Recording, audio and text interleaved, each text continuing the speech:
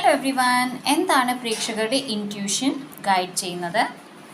Ace of cups, സ്നേഹത്തെ വരവേൽക്കൂ, receive ചെയ്യൂ. ഏറെ പ്രേക്ഷകർ മാനിഫെസ്റ്റേഷൻ നടത്തുന്നുണ്ട്, പക്ഷെ റിസീവ് ചെയ്യാൻ വരുമ്പോഴത്തേക്കിന് വളരെ ബുദ്ധിമുട്ടാണ്. സോ റിസീവ് ചെയ്യൂ. Open to blessing. I am open to blessing എന്നുള്ള ആഫർമേഷൻ ചൊല്ലുക.